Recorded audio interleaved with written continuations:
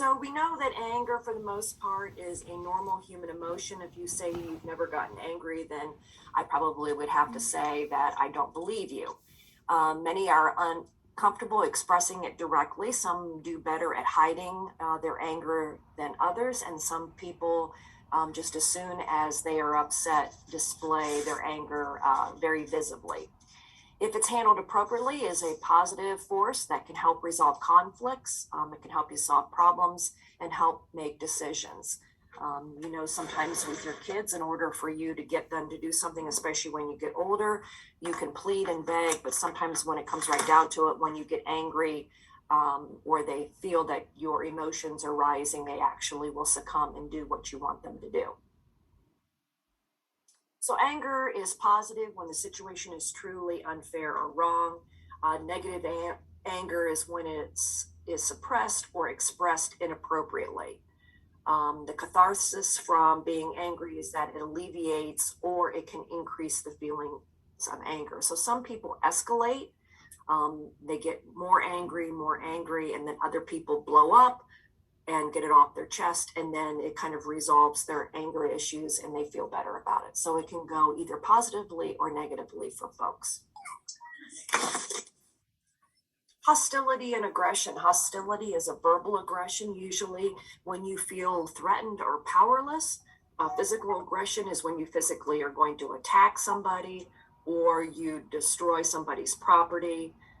We hear about, most of us are hopefully exposed to a lot of physical aggression, but sometimes when people get heated up in the moment, a divorce, something like that, you'll hear of, or a boyfriend, girlfriend splitting up, you'll hear of somebody keying somebody's car, or smashing their windows, or doing something like that. I think, what's the country singer? She even has a song about she's taken her key to the side of his pickup truck and all of that. So we know there's a lot of things that go along out there, but for the most part, most of us really don't see a lot of that. Depressive disorders and anger, hostility, or aggression. There are some depressive disorders that come along with it. PTSD, we will talk about, Alzheimer's disease, personality, and then also some psychiatric disorders also can display themselves as hostility, anger, or aggression. The etiology then for it, there's some neurobiological theories, possibly related to levels of, serotonins, maybe increased levels of dopamine or norepinephrine, which kind of ramp the body up. So you're like kind of overhyped and you can't control that part of your thinking processes because you have too many of those neuroreceptors circulating. There can be damage sometimes to frontal lobes. The frontal lobe is what gives you your inhibition, your ability to control yourself. And sometimes we can have damage to that either through head traumas, something as childhood, some physiological disease processes. There could be damage to their frontal lobes. So they really don't have much filter and able to control themselves. Some psychosocial theories, failure to develop any type of impulse control. If you live in an environment where nobody ever tells you no, then you really never learn to control yourself. You act on that impulse right now. If you have an inability for delaying gratification, sometimes the same things will occur there, that we are never taught, again, the word no, or you have to wait. When you go to school, sometimes teachers and obviously good parenting help with the development of delaying gratification. So school and stuff is not a bad thing for our kids to learn to share, learn to stand in line, wait their turn, etc. Cultural considerations. In certain cultures, expressing anger can oftentimes be seen as rude or disrespectful. Some cultures actually involve aggressive or violent type behavior. Treatments for issues with anger or aggression or hostility would be some type of medication to help with that impulsive type behavior. Your atypical antipsychotics can help with that. Haloperidol, your antipsychotic. Remember those, though, do have some side effects that you can have Parkinsonian type syndrome or anticholinergic effects where they get a lot of issues with hydration issues, can affect their vital signs, muscle rigidity. There's some other mood stabilizers like lithium, your SSRIs, some antidepressants, the benzodiazepines, those kind of things can also help in treatment for these types of issues. So when we look at the nursing process and assessment factors that influence aggression in psychiatric environment, individual patient's history of violent or aggressive behavior in the past or how the patient handles anger, that would be good to know. Patient's behavior is determined their phase of aggression cycle. So there are some cycles that the patients will go through. For data analysis and outcome identification, what's the risk to others? How do they direct their violence? Do they have ineffective coping? Maybe that's something that we need to work on so that they can come up with other ways to handle their anxiety or their aggression other than being violent or inflicting some type of harm. Outcome identification, these are just things that we hopefully with treatments, the patient will be able to not harm themselves for one, because they are at risk of harm to themselves, that they don't threaten others, that they refrain from intimidating or frightening behaviors. They're able to describe their feelings without showing aggression, and they're able to comply with their treatments. So the most effective treatment, the least restrictive, is what we want to do in the early cycle of aggression. We want to catch it early. We want to try to de-escalate the issue so that it doesn't come to any type of violent behavior for them. So planned activities and formal discussions, scheduled one-on-one interactions, letting the patient know what your expectations are of the session, assistance with problem solving or conflict resolution, safety with other patients, that this is a certain behavior that we expect and we expect you to comply with it. So the phases that your book talks about for aggression management would be the triggering phase.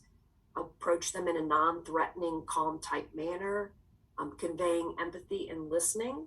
Encourage their verbal expression of their feelings versus some type of physical expression. Suggest the patient go to a quieter area, try to remove themselves. If they're in a situation or something is escalating them, then we want to try to remove them from the situation.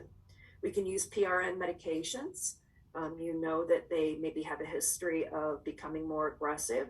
When you start seeing some of those early symptoms, we could ask them if they wanted to partake in some type of medication just to calm them down a little bit. You could suggest some type of physical activity, have them take a walk, go for a run, something that would help use up some of their energy in a more positive way versus an aggressive way. The second phase is escalation phase. This is when you are going to have to take control. This is when your parenting voice is maybe going to come over. You provide firm, calm directions.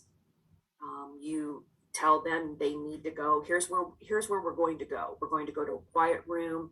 We're going to go to an area so you can kind of calm down, settle down, get a hold of yourself. Offer medication again. Let the patient know aggression is unacceptable and that we're going to help them maintain or regain control of themselves. If it's ineffective, you might need to have help from the other staff come and show a sense of force. Sometimes when there's more than just you standing there directing it, if you have a second person, they kind of know you mean business, and hopefully you can resolve this phase that they're in. Then the third phase is crisis phase. This would be informing the patient that their behavior is out of control. The staff is going to take control to provide for their safety and preventing type of injury. You might need to use some type of restraint or seclusion. And if they're put in a restraint, they may also buy themselves some type of injectable medication to calm themselves down, depending upon of what level of aggression they are at.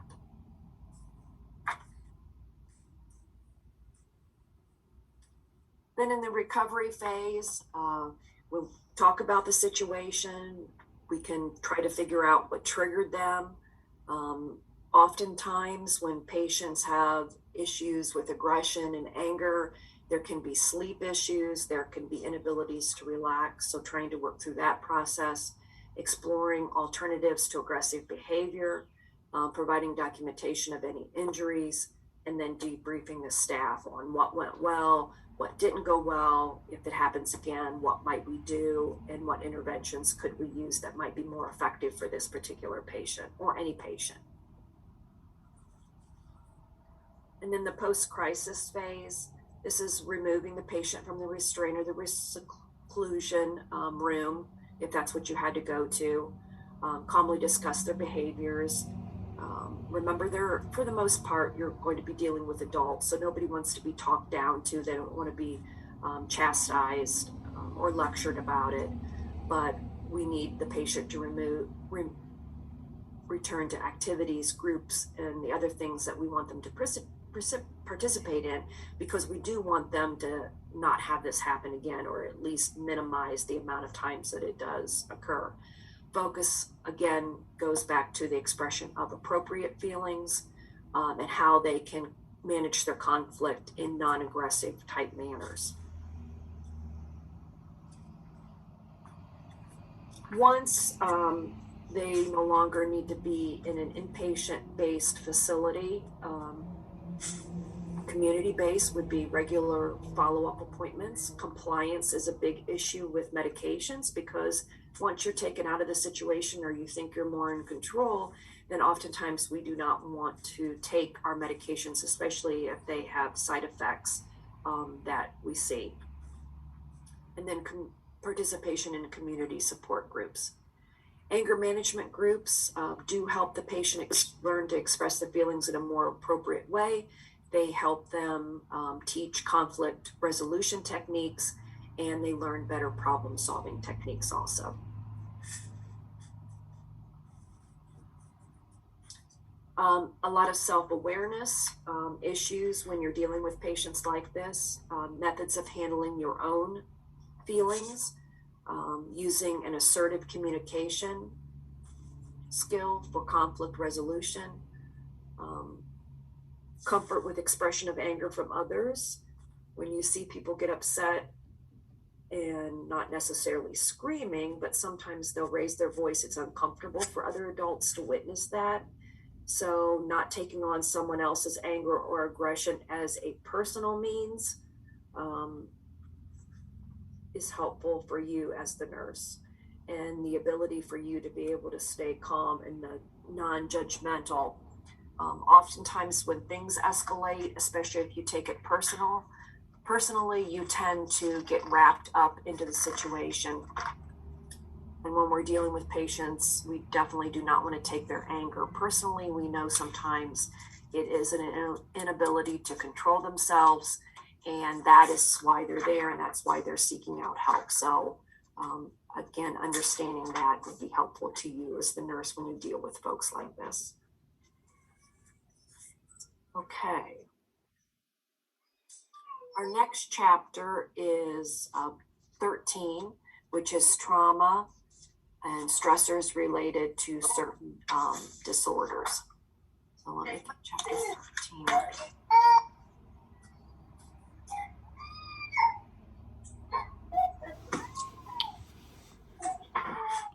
Okay, don't forget to mute yourselves. Everybody check your screen, make sure you're muted.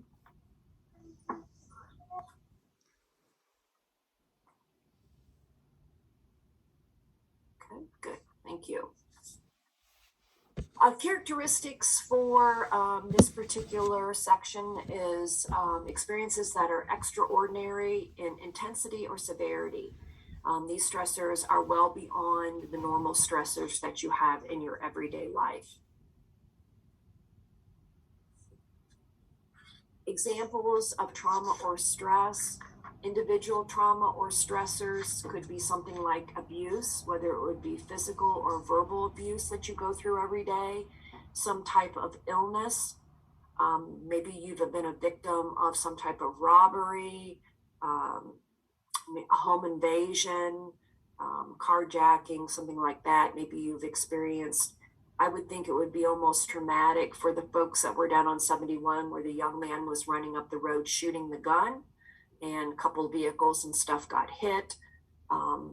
If you live in those kind of situations where you have gunfire and those kind of things around you all the time, it could be something that might trigger that. Group trauma or stress, war, natural disaster, community loss, especially of a prominent person within your community, can cause stress to folks.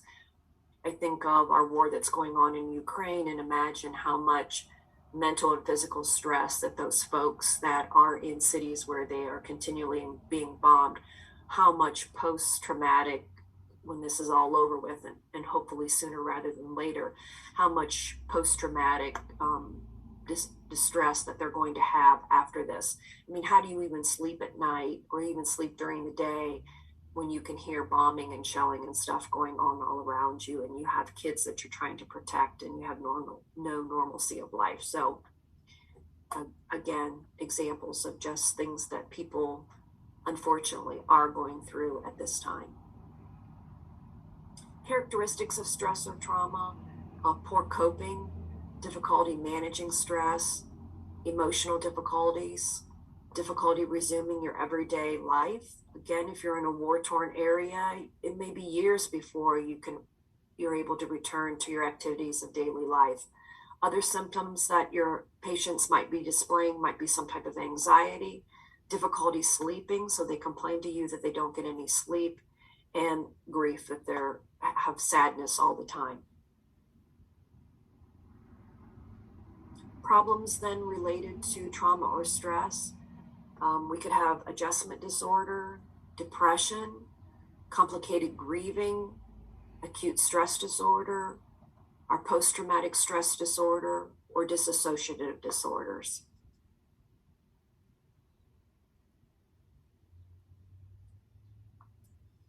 So some patterns of behavior that might cause us problems with our everyday living would be intense memories of the trauma, dreams or nightmares. So patients may tell you that it's real difficult for them to close their eyes because when they close their eyes, all they can think about or see is the situation.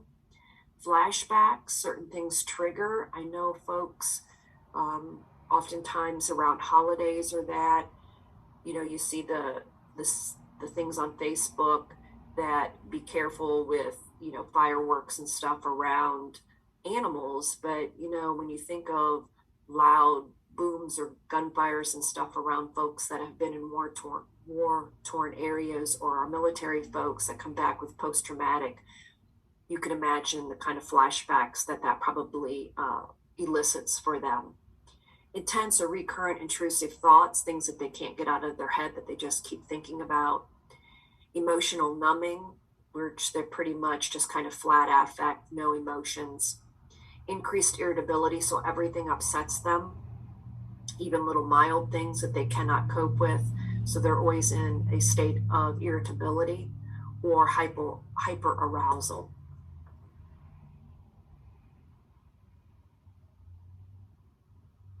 So one of them that we'll kind of focus on a little bit would be a post-traumatic stress syndrome, since this seems to be one that folks get diagnosed with probably a little more often than some of our others. Would be that it's a behavior that's demonstrated by somebody who's experienced, witnessed, or was confronted with a traumatic event. Again, our folks that are military sometimes suffer with this. Folks that have been raped, there's a very high percentage of post-traumatic with folks that have been raped or have had some type of violent act put upon them. Three major elements of post-traumatic stress: dreams or intrusive thoughts or behaviors of the trauma itself.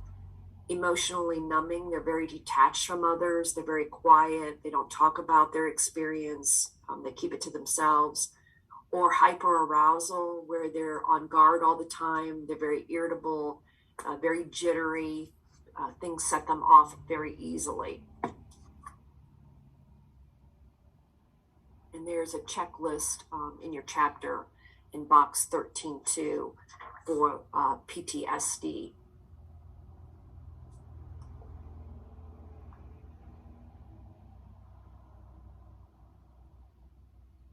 So acute stress disorder versus PTSD.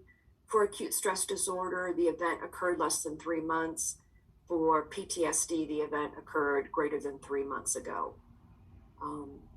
PTSD is just chronic in nature with periods of exacerbations during increased stress. So they can go along pretty well for sometimes periods of time, and then something may set them off. A new job, maybe problems in their marriage or relationship, difficulty with children, those kind of things could exacerbate and cause their PTSD to worsen. PTSD can also lead to other psychiatric disorders such as depression, sometimes anxiety, or they will turn to drugs or alcohol and start abusing those to try to deal with their emotions with their PTSD.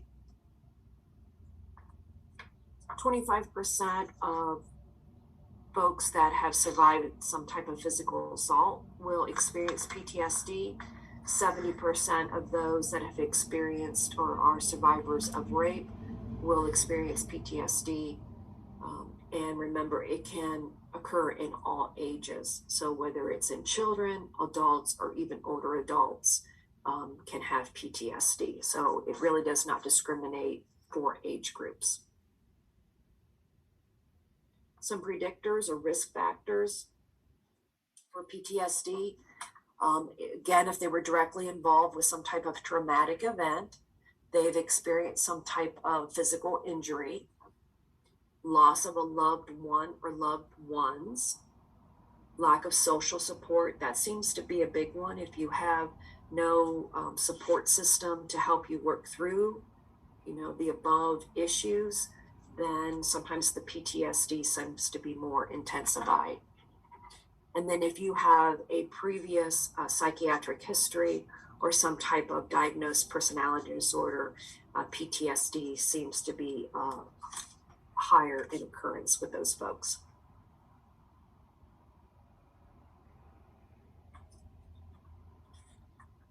So how about PTSD then for the adolescent? It seems like adolescents are a little more likely to develop PTSD than adults and children.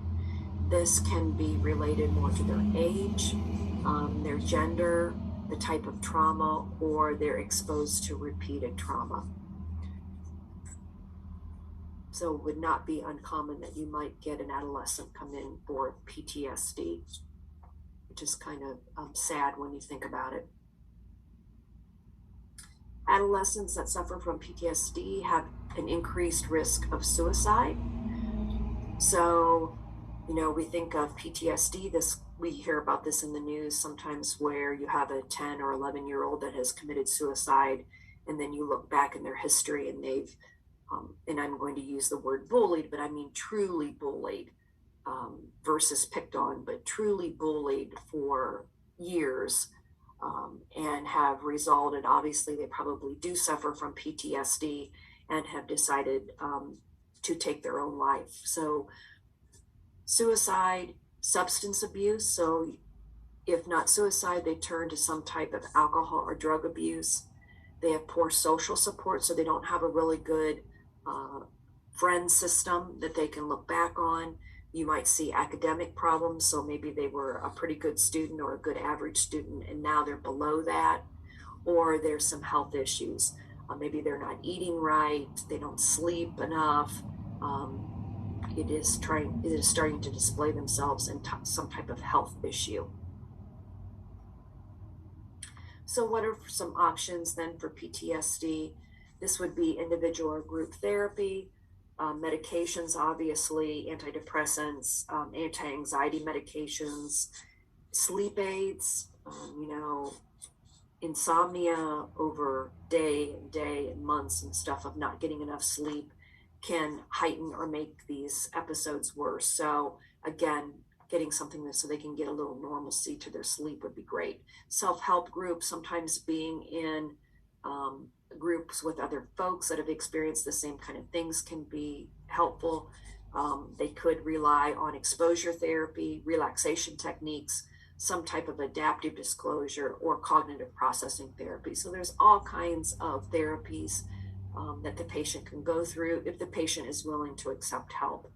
Sometimes that is the problem, is getting our folks to accept help for their mental health issues. Our next disease process in this section of trauma and stressors is disassociation.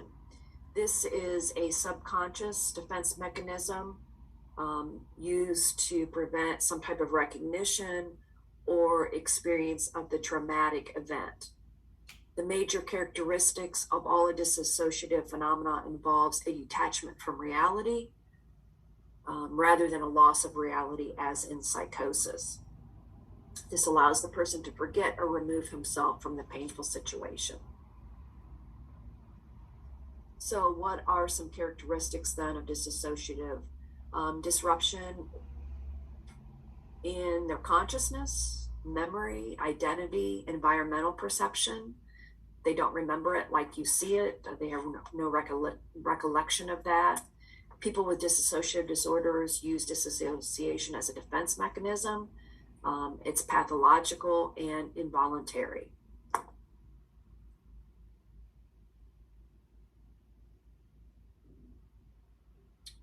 So it can disturb relationships.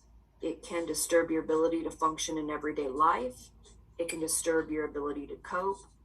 And oftentimes people with PTSD will also have dissociative symptoms. So very important for folks when we have some type of major stressor or trauma to check on people to see how they're doing. Are they different from what they were previously? Loss of loved ones. If you find out that they have been a survivor of some type of rape, if they've been a survivor of some type of ongoing physical or verbal abuse, checking in on people and making sure that they are coping. Sometimes that's hard to do by yourself, so even recommending that they have some type of individual or group counseling can be helpful to kind of hinder or stop some of these things before they actually happen. Unfortunately, if you don't have a very good support group, family-wise, friend-wise, there's nobody there to help you recognize that. So some of these things just naturally occur because there's nobody there looking in on you or helping to recognize that there is an issue. There are 3 types of dissociative disorder: dissociative amnesia, dissociative identity disorder, formerly multiple personality disorders.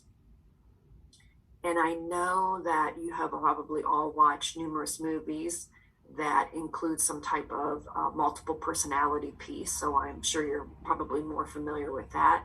And then depersonalization or derealization disorder.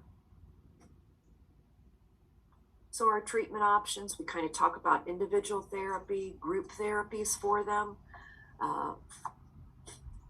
Focus for therapy is a reassociation, getting back in touch with reality,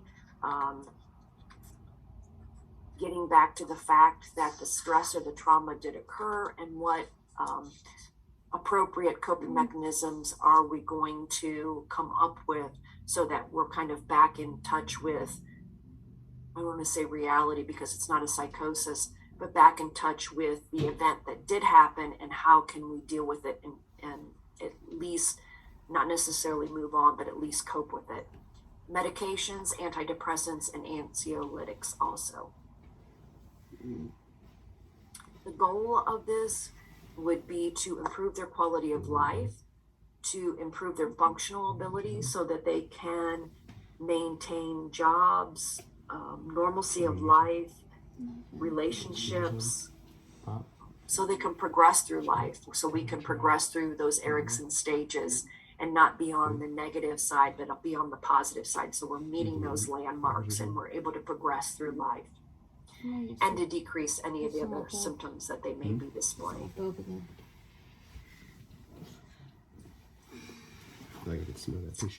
So, assessment, history of their trauma, stress, or abuse. When did the trauma, stress, or abuse occur? And observation of the patient's appearance and motor behaviors.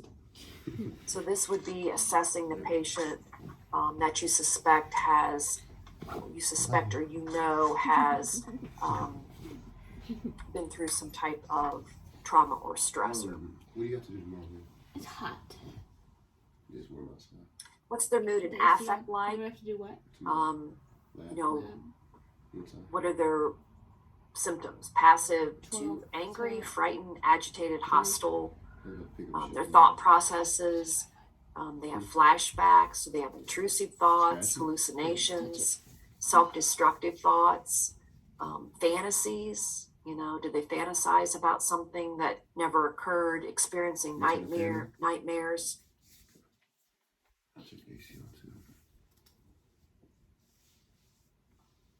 The sensorium or intellectual process, sometimes there's memory gaps, like they don't even remember that the trauma or the stressor occurred.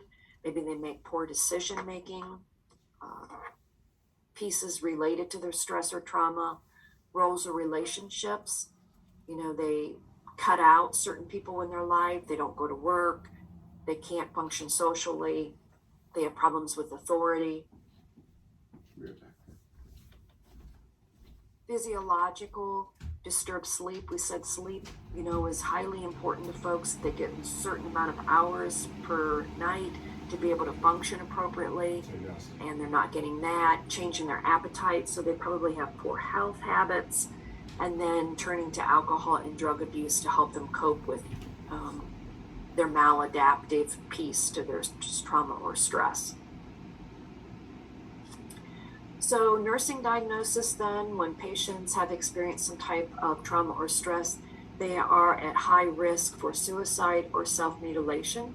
So these people could be cutters or enact some type of other mutilating thing to themselves. Ineffective coping, post-trauma syndrome, powerlessness, chronic low self-esteem, and then these folks are at risk for self or other directed violence. So what do we want to make sure that the patient that has suffered some type of trauma or stressor, how do we know that they are having a good outcome and we have a good intervention for them? Well, we want to do things that promote self-esteem and promote empowerment, because due to their trauma or their stressor, they feel like their power has been taken away from them, or this trauma or the stressor would have never occurred. And that's where we need to get them back to feeling like they're a survivor rather than a victim. Identification of things that trigger flashbacks for them. Encourage writing their feelings down, or just even expressing their feelings can help. Sometimes when you see it on paper or you see it on your laptop or your computer, it helps you actually accept those feelings, that they're real and they're yours. Utilize distractions and relaxation techniques. So there may be things that they can engage in that helps them relax, whether it's music therapy, maybe exercise therapy that helps the endorphins go, helps elevate their mood. There may be something that we can specifically tailor to your specific patient. Self-awareness, making them have insight, becoming comfortable with asking patients about abuse trauma. That's very hard for us as the nurse. Sometimes we feel like we don't want to intrude. But again, how do you get to the problem if you never asked? Listening to the accounts of trauma from patients and families. Very difficult to hear that over and over again as the nurse. You can equate that back to if you worked in your ICU units or your critical care units with COVID, and you repeatedly have family after family coming in where you had patients on ventilators that just didn't make it, and you were having to say, they're not going to make it, you need to come and say your final goodbyes and those kind of things over and over again. Recognizing that in your own self and adjusting to that and accepting of those feelings will be helpful in order to have families and patients be accepting of those.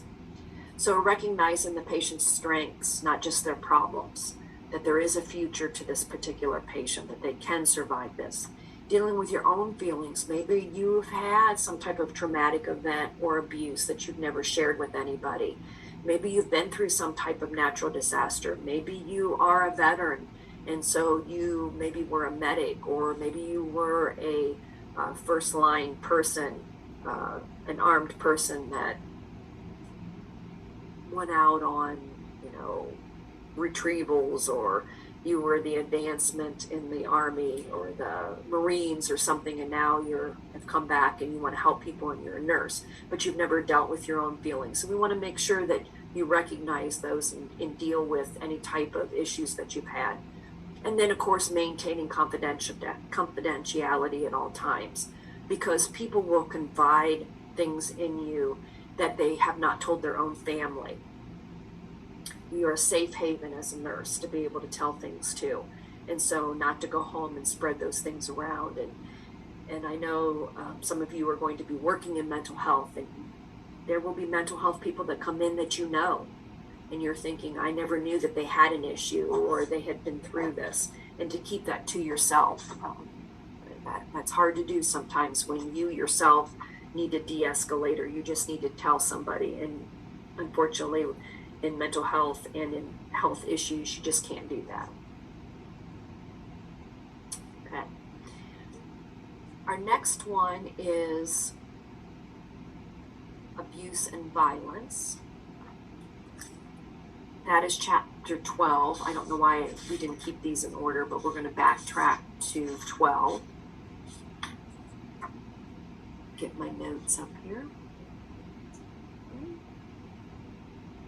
So, abuse, wrongful use or maltreatment of somebody else. Perpetrator with abuse and violence, unfortunately, is often somebody that we know. It can be across the lifespan, whether it is spouse to spouse, parent to children, partner to partner, children to elders.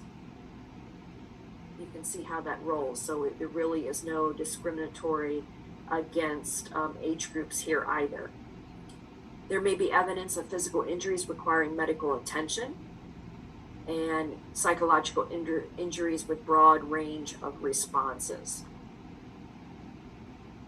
So we know for you to be abused, it does not have to be physical abuse. It can be a lot of mental abuse that somebody goes through.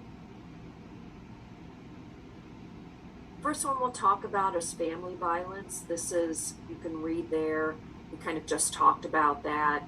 Common characteristics regardless of the type of abuse. Social isolation, you tend to isolate yourself, especially if you have physical properties, you have bruises, black eye, something like that. You're definitely not going out into the social world because you don't want anybody to see you with those, or you cover yourself up. Abuse of power or control, alcohol or other drug-related abuses, and intergenerational transmission processes. So we know that there's a cycle of violence and abuse that goes through families, and that can be evident too when we look at these things that are occurring up here in our family violence. Cultural considerations. There's some domestic violence spanning ethnic groups, racial groups. There's some religious things where there are dominations of men over women. Women are submissive to their husband. Children are very submissive to their parents, especially a male parent. Sometimes sexual orientation backgrounds. Those can subject themselves sometimes to some type of violence also. Intimate partner violence, mistreatment or misuse by one person in context of an intimate relationship, emotional or psychological, could be name calling, belittling, screaming, yelling. They destroy your property, threatening, refusing to speak to or ignore them. I have a good friend, and her sister was in a intimate partner relationship, and every time she tried to better herself, that partner would destroy notes and college books and those kind of things, especially when she would get near the end, or it looked like maybe she was bettering herself to be able to leave that partner. Then the emotional and physical abuse would get worse. Eventually she was able to acquire a degree and get away from them and be able to support herself independently. But every time it showed that she was becoming more independent, that partner violence, whether it was psychological or physical, would become worse.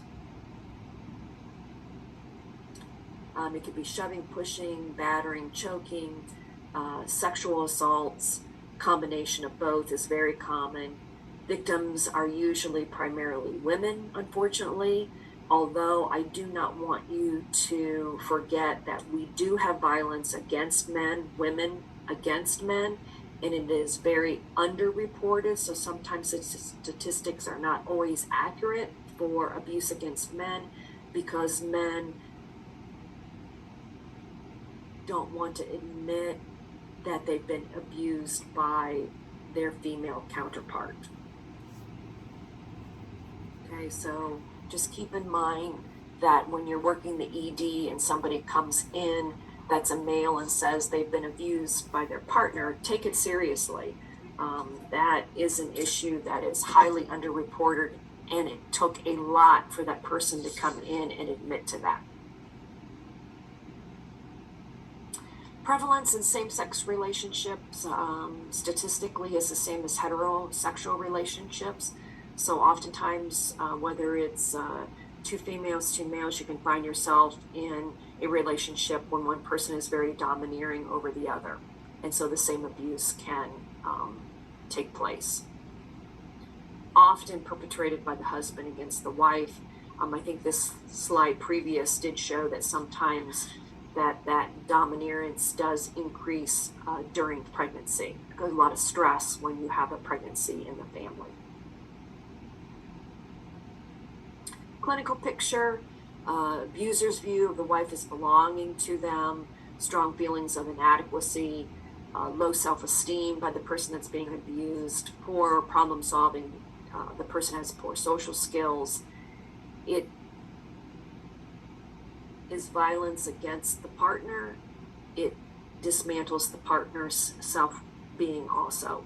Increasing violence and abuse with any signs of independence, like I said with our friend, the sister, when she showed signs of being more independent, the violence and the verbal abuse got worse. Victim is commonly dependent. They're upon them, relying upon them for a home, maybe for paying bills, maybe for their meals, etc., especially if there's kids involved. It's very hard for them to get out of that situation because they cannot handle themselves independently. And they view themselves as being able to function without their spouse. Cycle of abuse, we know this. I'm sure you've been a witness to this, maybe in your own situation or somebody within a family or a friend. There's a violent episode, and then there's the honeymoon phase where they promise they will never do it again. It will never happen again. I'm sorry I got out of control. Then the tension builds again, and then the violent episode, and it just keeps cycling back and forth. We see this. If you haven't witnessed this, you will see it on TV, on your cop shows, where somebody calls the police And then when the police come to actually arrest the partner, then that person actually becomes upset themselves. You can't arrest them. I didn't call the police. This can't happen, blah, blah, blah, because they're dependent upon them, or they are afraid that the violence will become worse once the partner comes back home. So identification is important. Victims commonly not seeking direct help from others. Stress safety, are they afraid or abused? It's family or friends. Do they have an emergency plan? And there's some appropriate techniques that you can look at on 12.1. So this is why if you go into a lot of your restrooms, and I don't know if they're in men's restrooms or not, but there is actually little tags that says if you're being physically or psychologically abused, you can contact this number. They're little just strips of paper. They're purposely made small so that you could hide them within a bra or a pair of underwear or something, and get out without your partner even knowing that you have a helpline.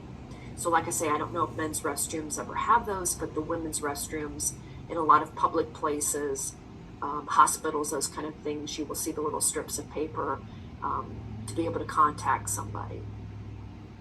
Treatment and interventions, laws related to domestic violence, they can arrest them. Like I say, oftentimes the partner that's being abused does not want to have the partner arrested. Restraining orders, civil orders of protection, we know those don't always work, or they're not always granted.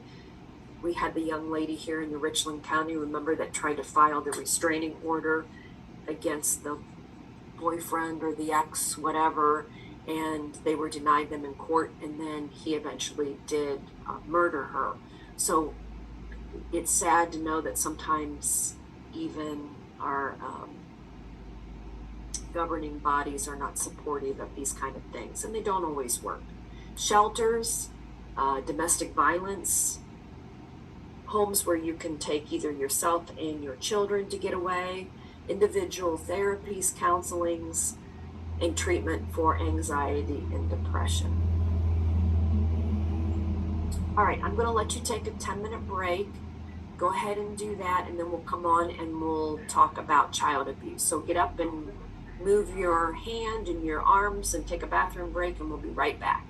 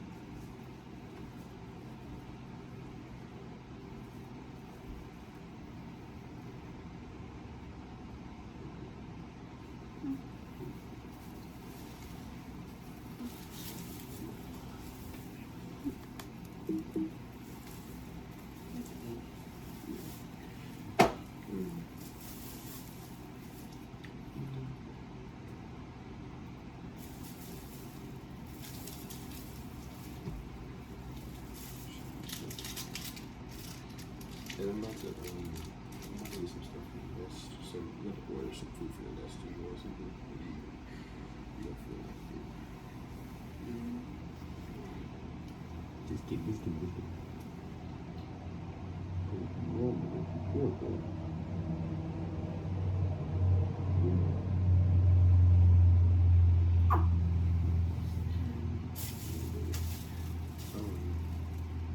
Do you ever make some soup? We've been a little bit. Hmm? We've been a little.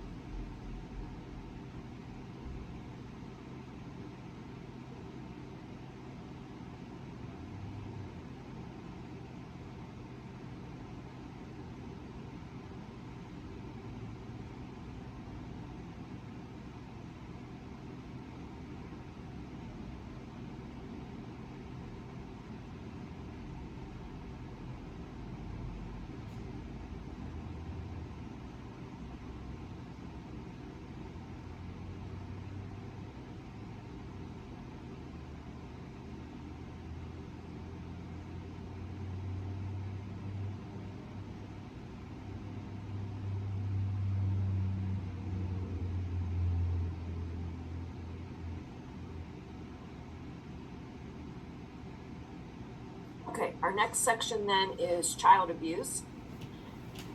This is just intentional injury of a child. I'll let you read through that. Kind of depressing. Clinical picture of the parent, minimal parenting knowledge or skills sometimes, emotionally immature. They're needy, incapable of meeting their own needs, let alone that of their children. They view their children as property. There's a cycle of family abuse or violence. We talked about that earlier. You were raised in a family where you were abused, and you tend to abuse then as an adult. And we see this everywhere. Every night in the news, you hear of some type of abuse case going on. And it just unfathomable that a parent could do some of these things to their own child. It just shows you how off in their thinking there has to be. I mean, when you talk about minimal parenting skills, I'm thinking even a dog takes better care of their puppies than what some people do of their own children. And it's just an innate thing in your mind or your self, but obviously they're lacking it big time. Identification is important. You can look at that box. That's just something that they go through. Report suspected child abuse, treatment and intervention. Really what we're looking here is child safety, well-being is the top priority here. Again, very young children, sometimes in order to get down to what type of abuse actually happening, there has to be role playing, those kind of things in order to figure that out. Family therapy, if reuniting them to the child is feasible, psychiatric or substance abuse for the parents, foster care, short-term or long care. Depending upon the type of abuse, if it's just truly a poor parenting issue, neglect, something like that, where they just don't know any better, I just think that's such a poor excuse, but I guess, and they have been retrained or been in therapy, I'm sure the ideal situation is always to reunite the child with the parent. But sometimes that's not always feasible. Elder abuse, if you're working in the emergency room, unfortunately, you're going to have all of these things probably come through your ED. So you're going to have a strong disposition to be able to handle all of these things.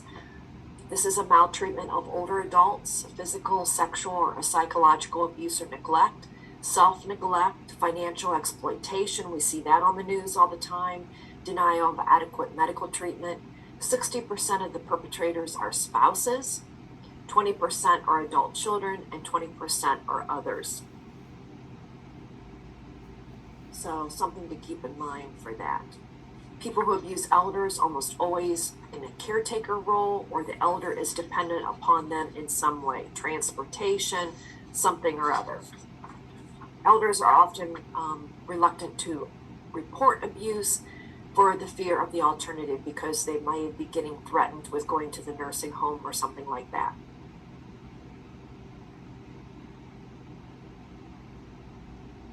Assessment, some potential indicators.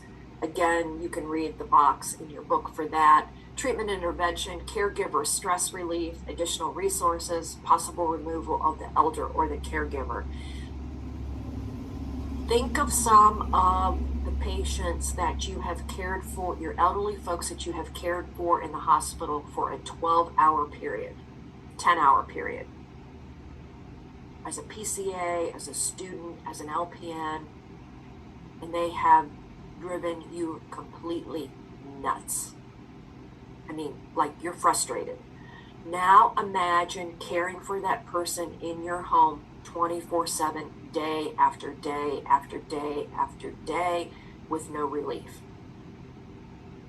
And you can see, unfortunately, how elder abuse can take place. I'm not justifying it. I'm just saying. I also, when we talk about child abuse, and I must admit to this, when Nathaniel came home, he was a colicky baby. This was a first baby. I wasn't young. I was 37 when I had my first child. So I was definitely not a 16-year-old with a baby. But when you are there 24/7 and your baby cries and cries and cries and cries and cries, I looked at my husband when he got home from work one day and I said, I can see, unfortunately, why people put their babies in the freezer. And he looked at me and he goes, you need to go to Walmart, don't you? I go, I just need to get the hell out of here for a few hours. I just needed to get away from a crying baby and go walk around, and we were able to chuckle about it because we were able to support each other. Imagine in a household where you're stuck with 3 or 4 children and you have no support system. You're your only support system. Maybe your spouse or your significant other goes off to work and you're left there alone. It would be very difficult, especially if you had poor coping techniques. Now, as the weeks went on, you're past that postpartum piece, your hormones are getting back to normal, you feel better, and even a crying baby doesn't upset you anymore. But in that initial stage, you can see that. Elder abuse, I can see it. My grandmother had Alzheimer's, and my mother would send me because she's like, I can't deal with her. My mother was always trying to correct her, thinking that she could make her remember if she could just talk to her, make her make sense or do something, reorient her. No matter how many times you reoriented her, she went back to the same things. And so my mother would get frustrated by that. So I would relieve her and say, you go do your own thing and let me go take care of her. I was the one that bathed her and stuff because I could convince her to do these things, and my mother would just get mad at her and they would bicker back and forth. So I'm not justifying it, but if you don't have coping and there's nobody there to support you, you can see how things easily could turn wrong. Our next one is rape and sexual assault. This is a crime of violence. Obviously, it's not a crime of passion. And you can read, we know what this is. Now, this has intercourse with female, but we do know that men could also be raped. Okay?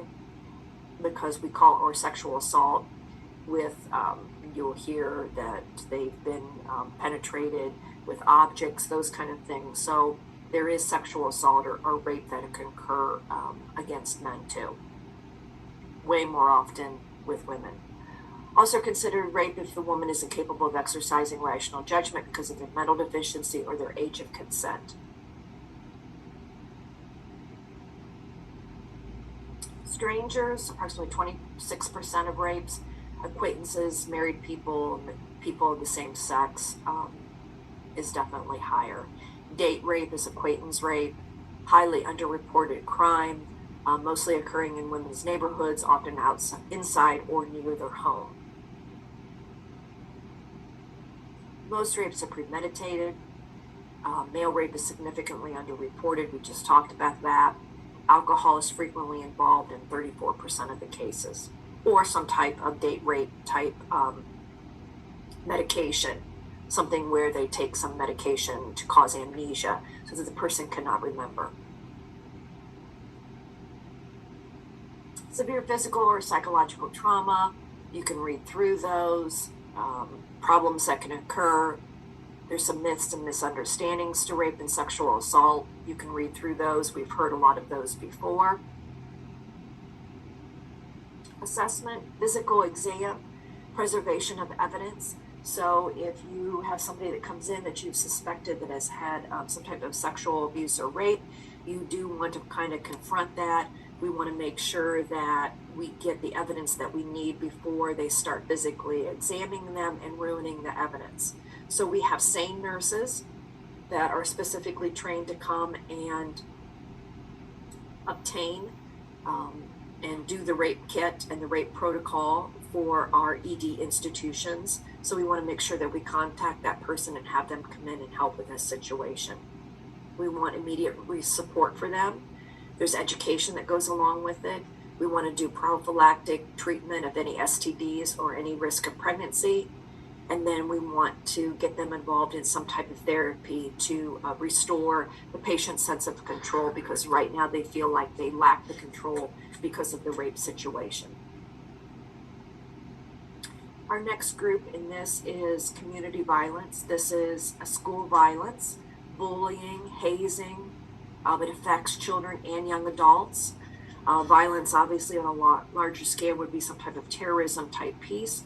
Early intervention and treatment for any type of victim. The nursing process then for folks that have suffered some type of abuse would be possibly disorientation, flashbacks of the situation or memory gaps, impaired decision making, their inability to problem solve. They have a low self-esteem, problems in relationships, work, maybe authority figures, difficulty sleeping. They may under or overeat, and then again, use of alcohol or drugs for self-medication. We would have some type of history of trauma or abuse. There might be some type of hyper alertness, anxiety or agitation, mood swings, nightmares, flashbacks, destructive thoughts, impulses. There can be risk for mutilation, self-harm, ineffective coping, post-trauma response, chronic low self-esteem, and a feeling of powerlessness.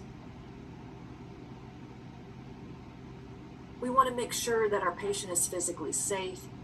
We want to distinguish between self-harm ideas, taking action on those ideas. We want to see, is it thoughts or do you have a plan worked out?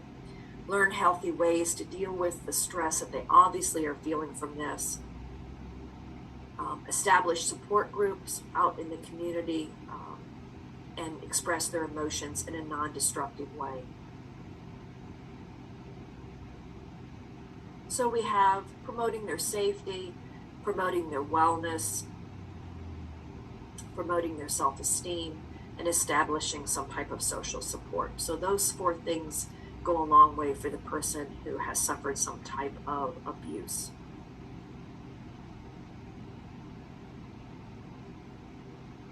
Outcomes, unfortunately, for these folks often takes years to achieve. Protection of themselves, ability to manage stress and emotions, and an ability just to be able to function in their everyday life. Okay, and then our last section.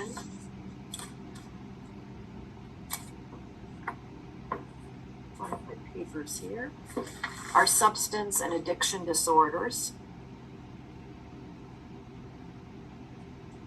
Abuse and dependence. Use is just a use of a substance that falls outside of it being medically necessary. So that's abuse.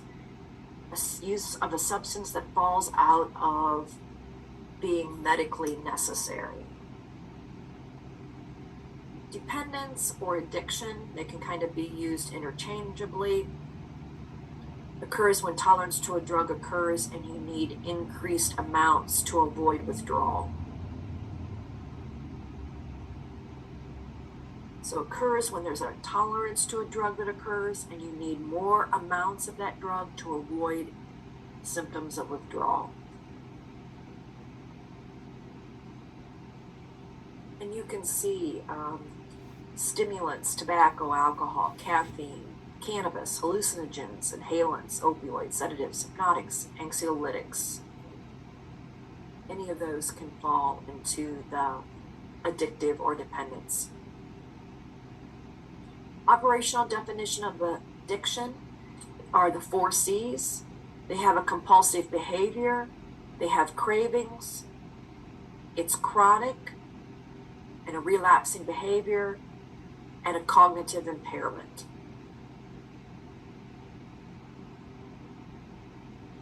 So compulsive behavior, cravings, it's chronic with a relapsing behavior, and there's cognitive impairment.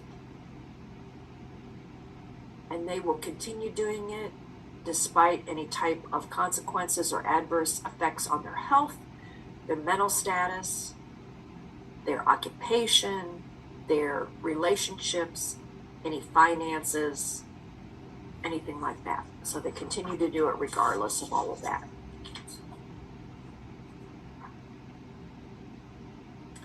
Prevalence. There can be alcohol use disorder, use of club drugs has increased, prescription drugs are commonly abused. Substance abuse has about a 14.6% rise.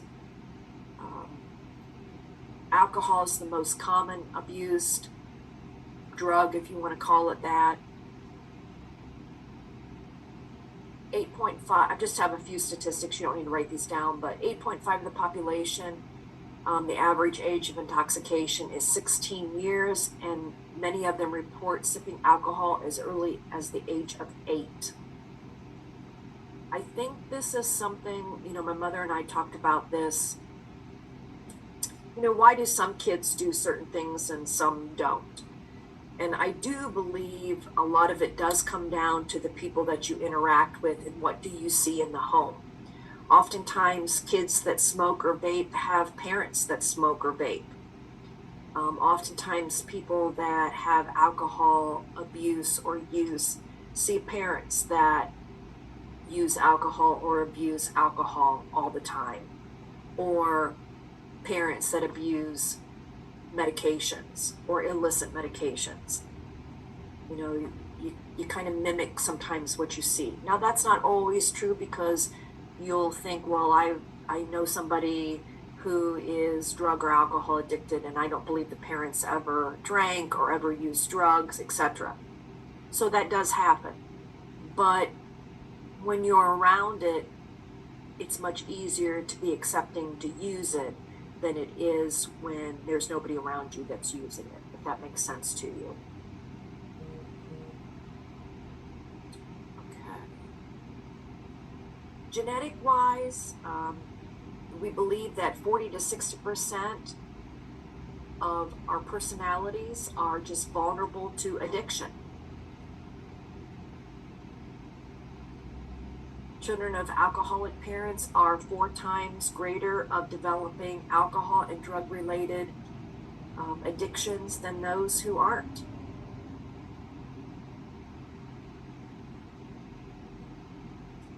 Some psychological theories for it: lack of tolerance for frustration and pain, impulsiveness, lack of success in life, lack of a meaningful relationship, so low self-esteem. All of those things are theories that we believe interfere and give way to addictive type disorders. So they can't tolerate frustration or pain, they're impulsive, they have a lack of success in their own life, they lack meaningful relationships, they have a low self-esteem. They're risk takers.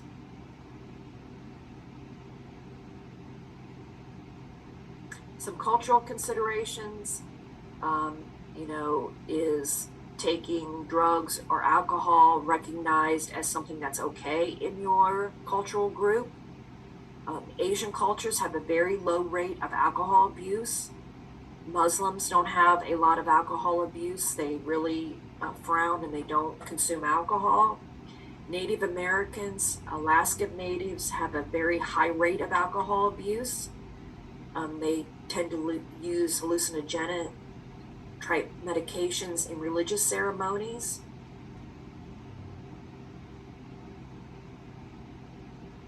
If you've ever watched some of the Alaskan shows, they'll talk about the high rate of alcohol abuse among Alaskan natives. And then if you talk about some Native Americans, you also hear the strong prevalence of alcohol abuse among those folks too.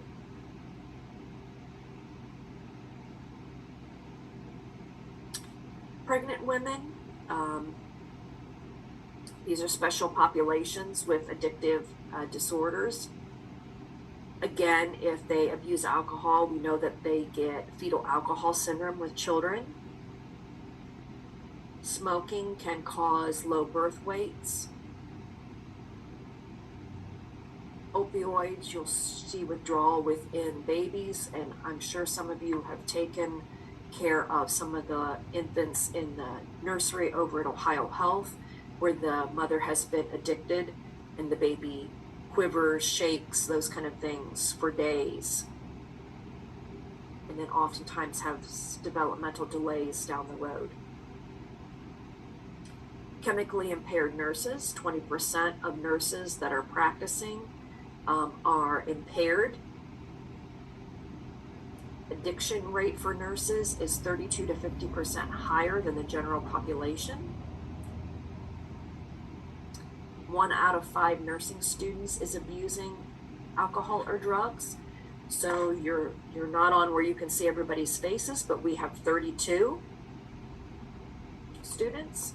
So there's at least 5, maybe 6 of you guys on the screen that is either abusing alcohol or abusing some type of medication.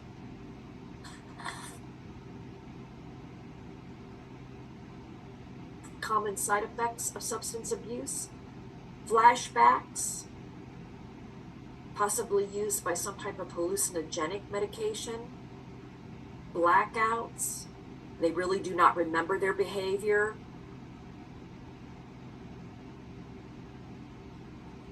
Codependence. This is maybe a family member who kind of co-helps the substance abuser. They feel responsible for the person, so they try to help them, and they're a codependent episode. Synergistic effects, combining 2 drugs with similar actions. It intensifies the effects. Antitagonistic effects. Maybe you combine an antidepressant like an opioid with a stimulant. So you take opioids and yet you snort cocaine because you need the stimulant. So synergistic are 2 meds that act the same way. Antagonistic effects would be taking a combination of 2 medications that counteract each other, or substances, I should say. So maybe you take a depressant along with a CNS stimulant.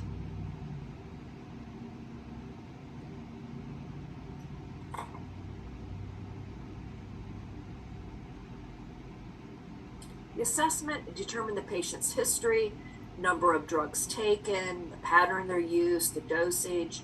Did they have any previous treatment for substance abuse? Do they have a history of blackouts, seizures, withdrawal symptoms, delirium?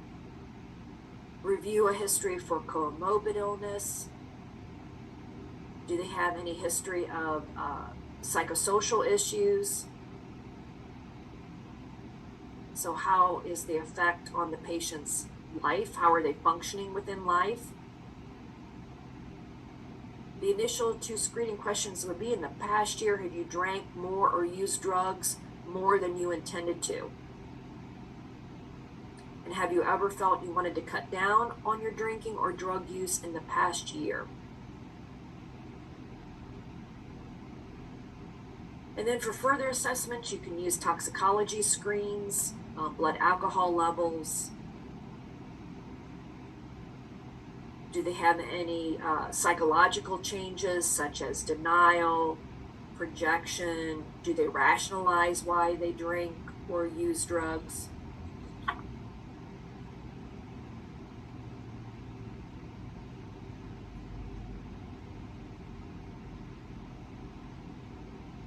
Common symptoms of intoxication from drugs that are CNS depressants.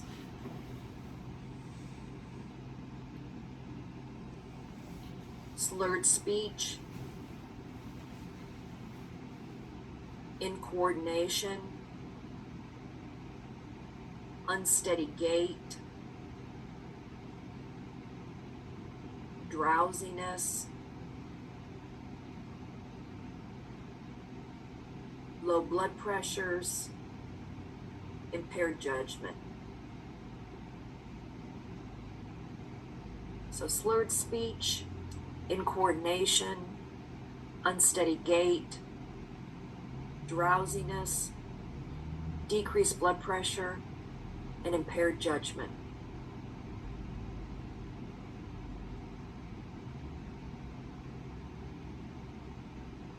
Treatment of intoxication or overdose. Of course, we would maintain an airway and their circulation, induce vomiting. If they've taken some type of sedative like Versed, something like that, you can reverse it with Romazicon. That would be for a benzodiazepine overdose. And it's Romazicon, Romazicon. Like giving Narcan for opioids, you can give Romazicon for benzos.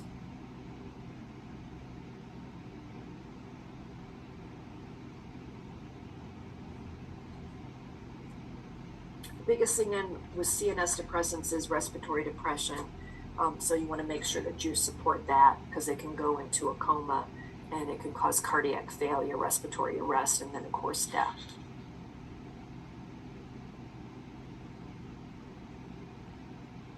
Withdrawal from it. For alcohol withdrawal, some of the symptoms would be increased alertness, irritability,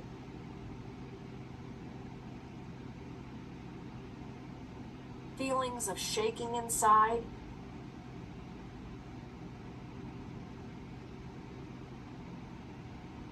presence of illusions, and they can have seizure activity within 7 to 48 hours of alcohol withdrawal. So increased alertness, irritability, feelings of shakiness inside, presence of illusions, and seizures can occur within 7 to 48 hours.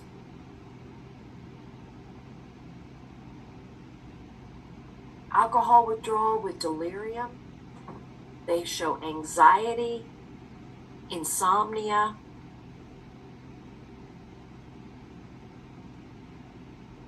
increased vital signs, everything increases.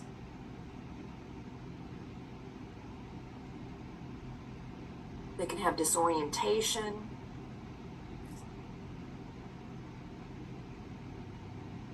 perceptual disturbances, and delusions. So anxiety, insomnia, increased vital signs, disorientation, perceptual disturbances, and delusions.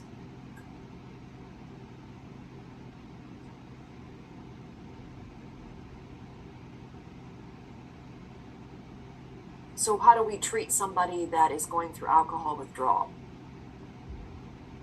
I'm going to stop this for just a second.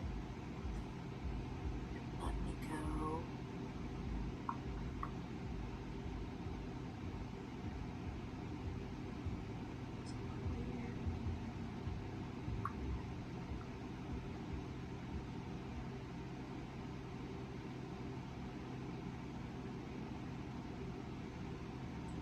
Okay, we'll go back to this. But I had, and I think when I came back up, I didn't put the CWA back on, but I had a CWA form.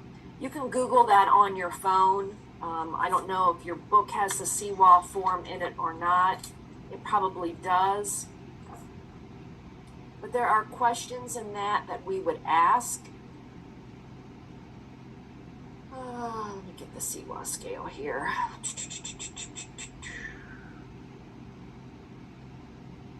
So the first couple things that they would ask, do you have any nausea or vomiting? Do you have any tremors? Can you visibly see it? Is it just out at the fingertips? If they extend their arms, can you see that their arms shake? Do they have any sweating that's visible? And then it's degrees.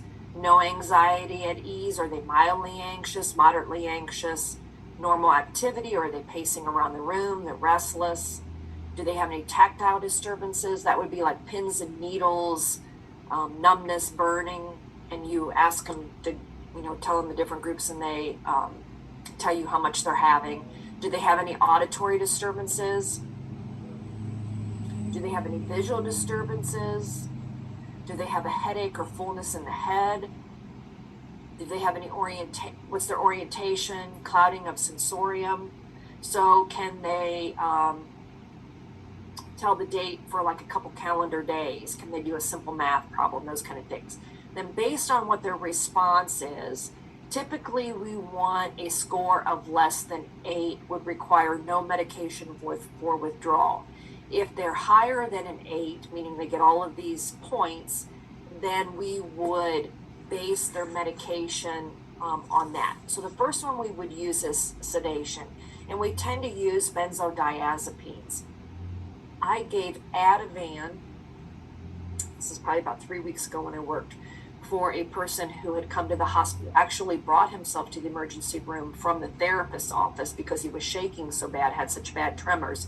And the therapist said, I think you need to go to the hospital if you're truly going to withdraw from alcohol. I think you're going to need supervision in the hospital in order to do that. So when he came in, his CWA was probably like, it was probably 16, 17. And so we were giving him like 2 milligrams of Ativan every couple of hours for that. Plus he got gabapentin, etc. So every time you would need to give more medication, you would need to do the CWA. So you would either do it every 2 hours, every 4 hours, depending upon what your protocol was. And based on that CWA, you would give medication to help control those symptoms. He was seeing things on the wall. He was hearing his dead brother speaking to him. So pins and needles in his feet and hands. He had tremors. By the last day I was taking care of him, we were down just to giving about 0.5 milligram of Ativan about every 4 to 6 hours IV, and along with his gabapentin and stuff. And everything was way less, like just minimal amount. So he was running a CWA maybe 6, and then as the day progressed, he might be up and around 7 or 8.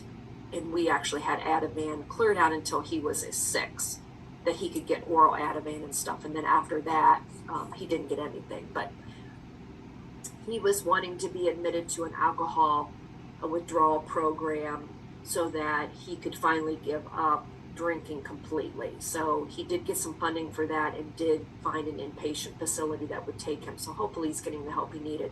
But we were doing the CWA consistently on him. So we want to watch for sedation, or we want to give sedation, I should say, not watch for it. Seizure prevention, they give the gabapentin, and that tends to help with that. We do prevention of Wernicke's encephalopathy, and they get thiamine for that. And then we want to watch for the autonomic hyperactivity. So that's the increased heart rate and blood pressure. And propranolol is a good one, or Inderal, that we can give for that. And we can taper the doses too, as they become less dependent or they start to withdraw from the alcohol. We can taper all of these medications. Okay, so thiamine, we do benzodiazepines up here. Seizure prevention is gabapentin. Prevention of Wernicke's encephalopathy is thiamine.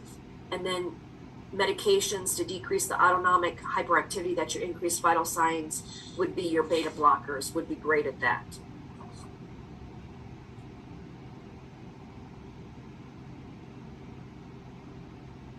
Opioids, narcotic analgesics.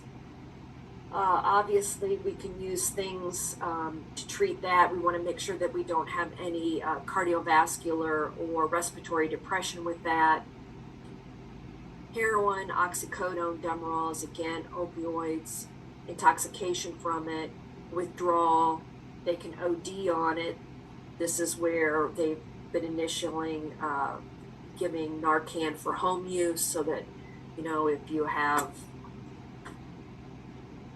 problems with addiction where you overdose, your family or your significant other or whoever you're doing the drugs with can administer medication so that you do not have a life-threatening issue from it.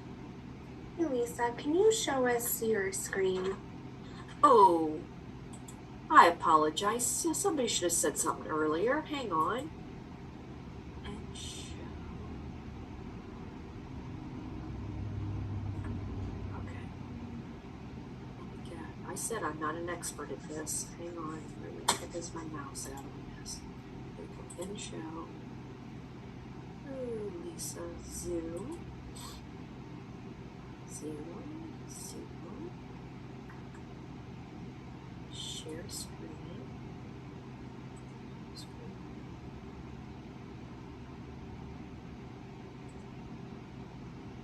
Let's do this one. Okay.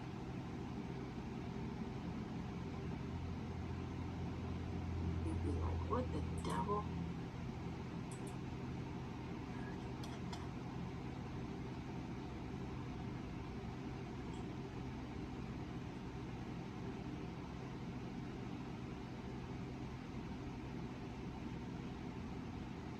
Okay, you had that, right? Saw that. Yep, that's the last one we saw, I believe. The assessment. Right here. Whoop, that. Yep. Okay, thank you. Okay, so intoxication with CNS, common symptoms of intoxication. Hopefully you wrote those down as I was talking. You may not have seen it on the slide.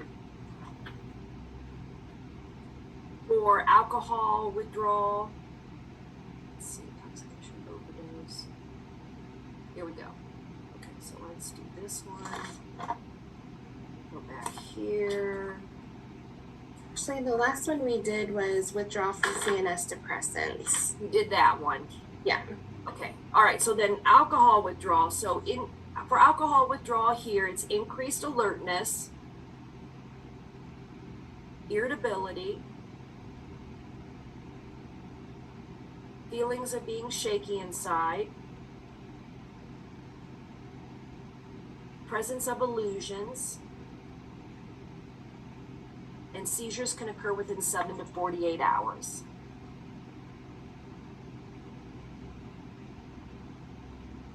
So increased alertness, irritability, feelings of shakiness inside, presence of illusions, and seizures can occur within 7 to 48 hours.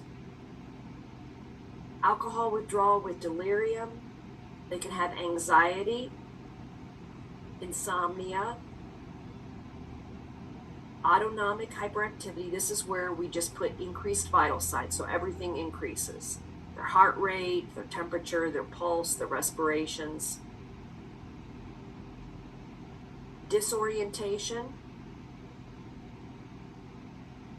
perceptual disturbances, and delusions. So anxiety, insomnia, delirium, autonomic hyperactivity or increased vital signs, disorientation, perceptual disturbances, and delusions.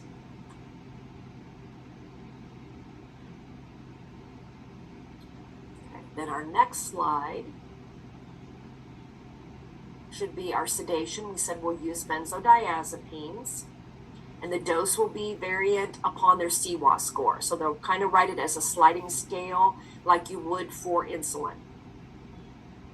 Seizure prevention, they're going to get gabapentin. Prevention of their Wernicke's encephalopathy, they'll get thiamine. And a decrease in that autonomic hyperactivities or increased vital signs, they can get beta blockers.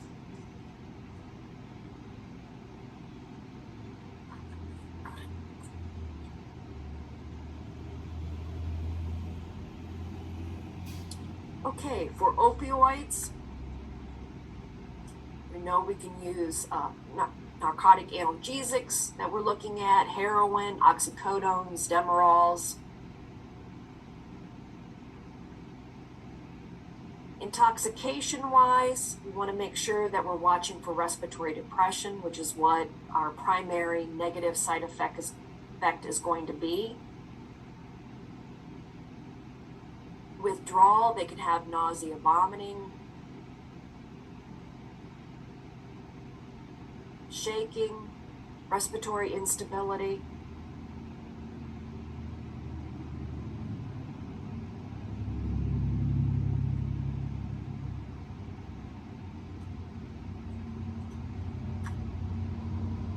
For the most part, a lot of our folks won't really have a lot of significant withdrawal symptoms from opioids, but sometimes if they have a real rapid withdrawal of it, you will see the nausea, vomiting, those kind of things that come from it. And then OD would be an overdose. And again, we've gotten to be fairly lucrative with Narcan. So your police officers, your sheriff department, even family members where you have somebody within the household that abuses opioids, will even have Narcan within the home to be able to do a reversal if they accidentally OD.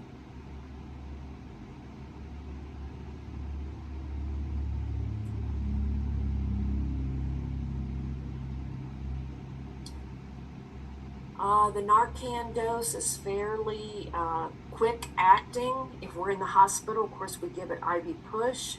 If they're out in the society, they tend to give it intranasally. We had the two, I don't know if they were both officers, we discussed that at the hospital yesterday. But Ashland County, the lady had a bag of fentanyl powder within her bra. When they pulled it out, it let go. Two folks, I think an officer and somebody else from the department, had to come in for opioid overdose, and they had to be Narcan several times before the effects were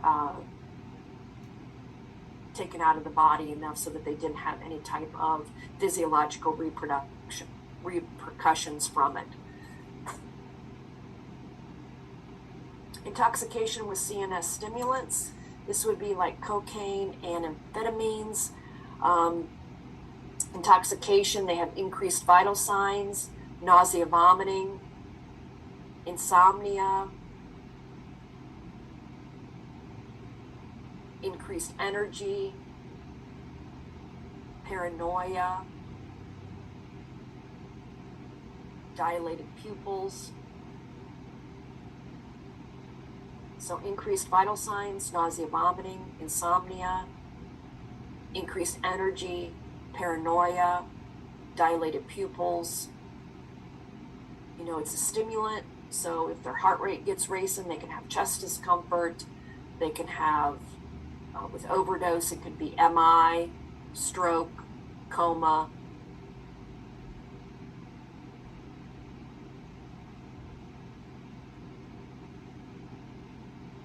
Treatment of overdose really is just maintaining support for them, physiological support, which would be airway, circulation, prevention of any cardiovascular event.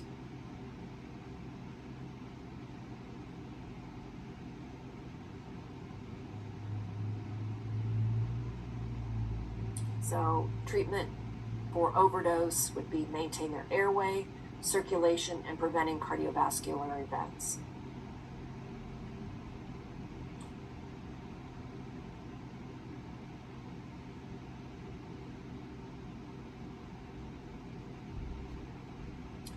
For cocaine, have fleeting highs followed by deep depressions. So it's kind of an anesthesia and a stimulant all in one. So it produces a real high followed by periods of deep depression. So it's kind of like using an anesthetic and stimulant all in one. Say that a little bit. Methamphetamines produce excessive stimulation.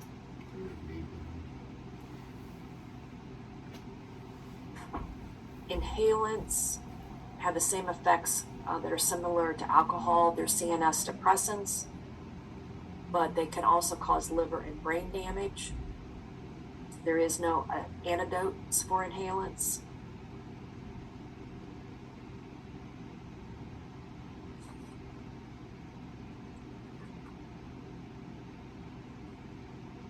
And then rave or club drugs and date rape drugs. Sometimes you'll see ecstasy. That's a CNS stimulant with hallucinations.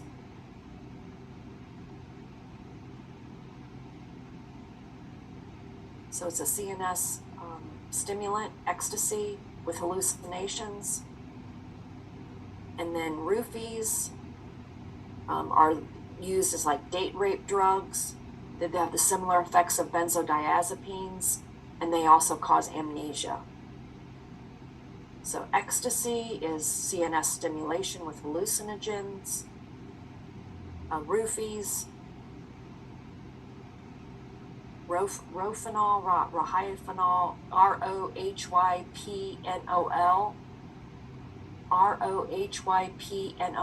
that's a date rape drug, and the effect is similar to benzodiazepines, and they cause amnesia.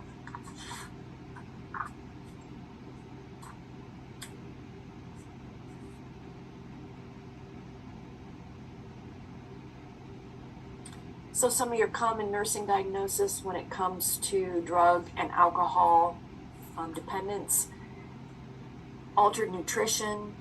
They can have problems with fluid balance, disturbed thought processes, acute or chronic confusion, hopelessness, situational low self-esteem. They can have problems with coping, impulse control, relationships, and then just regular coping. Outcome identification: they should remain free from injury, attend some type of treatment program, stable group of friends. We talked about that earlier. Who you associate with sometimes can be a causative effect of what you do in your everyday life. Demonstrate coping without the use of some type of substance to help you manage. Planning and intervention: planning care dependent upon patient's social status, income, ethnic background, their gender, their age, their current situation. Implementation is directed towards self-responsibility, referral to addiction type treatment programs. The problem that we had with the person that I had in the hospital is he had a comorbidity. He had a chronic health condition. And when they contacted a lot of the treatment centers within the state of Ohio, due to his other health concerns unrelated to his alcohol addiction, it precluded him from coming because they couldn't manage the other health concerns that he had. So we kept him in the hospital for an extra probably 3 to 4 days, vigilantly, social services trying to get him in a program that would not only take him for his alcohol addiction, but would be also able to help him a little bit manage his underlying health concern. So getting into a treatment program, not as easy as what it sounds sometimes. Teaching health and promotion focuses on relapse, strategies of relapse prevention. You know, if you haven't went by now, we're talking about things like 12-step type programs, psychotherapy, self-help groups, AA, Alcoholics Anonymous. They focus on a 12-step program for our folks, modification. Those are kind of some of our self-help groups. Remember, there's also Al-Anon and Alateen for family members, a spouse or significant other, or children of alcoholics, and even if the alcoholic will not go, if you have a functioning alcoholic within the family, at least it helps you understand why the alcoholic is who they are, and it helps you kind of deal with life situations. For pharmaceutical treatments, there's things like antabuse. Those are given to help defer or deter alcohol abuse. Revia, that's another one that we can give for folks. Vivitrol.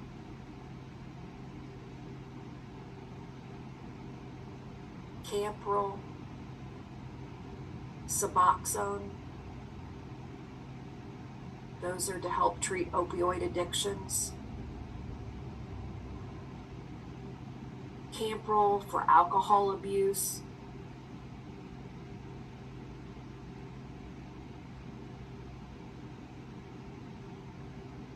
Vivitrol, naltrexone is for opioid abuse, same as Suboxone. Methadone is a synthetic opioid substituted for heroin in maintenance programs.